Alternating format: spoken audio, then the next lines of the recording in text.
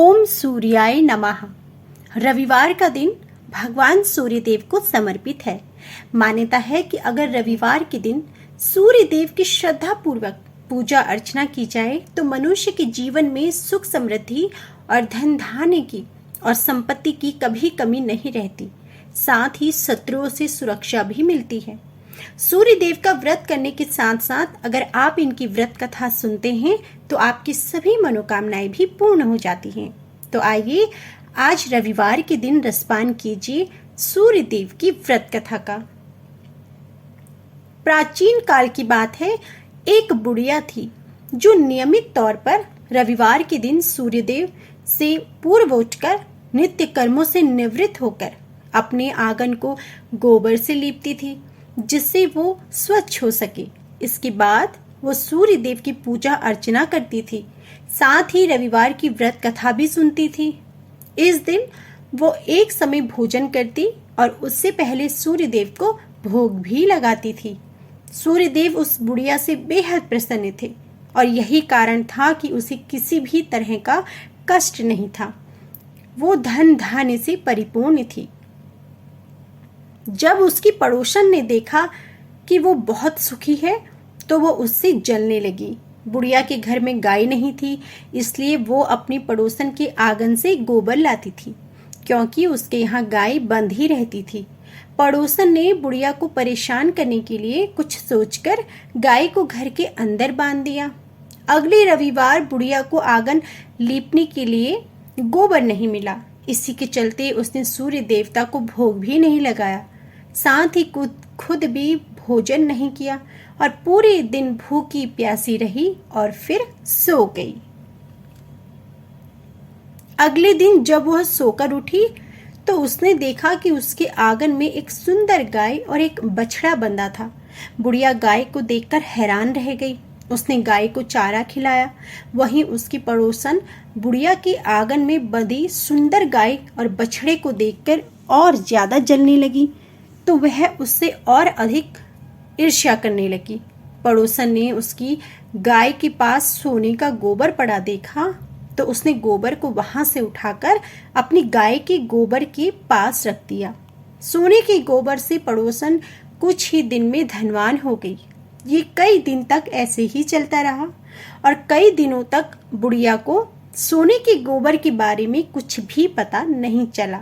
ऐसे में बुढ़िया पहले की ही तरह सूर्य देव का व्रत करती रही, साथ ही कथा भी सुनती रही। और इसके बाद जिस दिन सूर्य देव को पड़ोसन की चालाकी का पता चला तब उन्होंने बहुत ही तेज आंधी चला दी। तेज आंधी को देखकर बुढ़िया ने भी अपनी गाय को अंदर बांध दिया। अगले दिन जब बुढ़िया उठी तो उसने सोने का गोबर देखा, तब उसे बेहद आश्चर्य हुआ। तब से लेकर आगे तक उसने अपनी गाय को घर के अंदर ही बांधा। कुछ दिन में ही बुढ़िया बहुत धनी हो गई। बुढ़िया की सुखी और धनी स्थिति देख पड़ोसन और अधिक जलने लगी। पड़ोसन ने अपने पति को समझा बुझाकर उसे नगर के राजा के पास भेजा। जब राजा ने उस सुंदर गाय को देखा तो वह बहुत खुश हुई। सोने के गोबर को देखकर तो उसकी खुशी का ठिकाना ही ना रहा। उसे नगर के राजा के पास भेज दिया गया। सुंदर गाय को देखकर राजा तो बहुत ही खुश हुआ। सुबह जब राजा ने सोने का गोबर देखा तो उसके आश्चर्य का कोई ठिकाना ना रहा। वहीं बुढ़िया भूखी प्यासी रहकर सूर्य भगवान से प्रार्थना कर रही थी कि हे सूर्य भगवान, मुझ पर करुणा करिए। उसी रात सूर्य देव राजा के सपने में आए और उससे कहा कि हे राजन, बुढ़िया की गाय और बछड़ा तुरंत वापस कर दो। अगर ऐसा नहीं किया तो तुम पर परेशानियों का पहाड़ टूट पड़ेगा। सूर्य देव के सपने ने राजा को बुरी तरह डरा दिया। इसके बाद राजा ने बुढ़िया को गाय और बछड़ा लौटा दिया। राजा ने बुढ़िया को ढेर सारा धन दिया और क्षमा भी मांगी। वहीं राजा ने पड़ोसन और उसके पति को सजा भी दी। इसके बाद राजा ने पूरे राज्य में घोषणा कराई कि रविवार को हर कोई व्रत किया करेगा। सूर्य देव का व्रत करने से व्यक्ति धन धान्य से परिपूर्ण हो जाता है और साथ ही घर में खुशहाली भी आती है।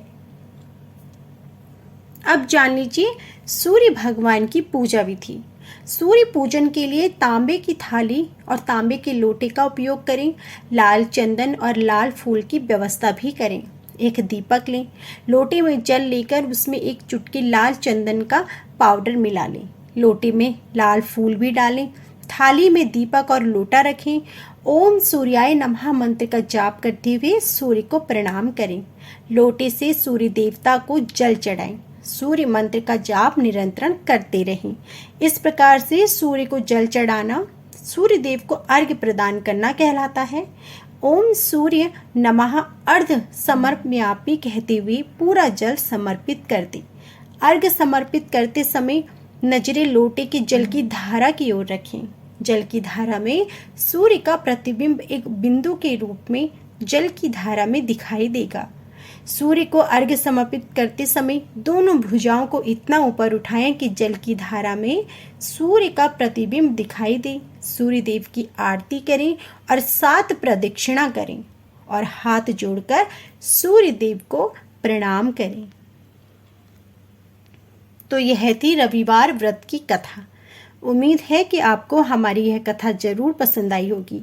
कथा पसंद आई हो तो प्लीज़ वीडियो को लाइक जरूर कीजिएगा।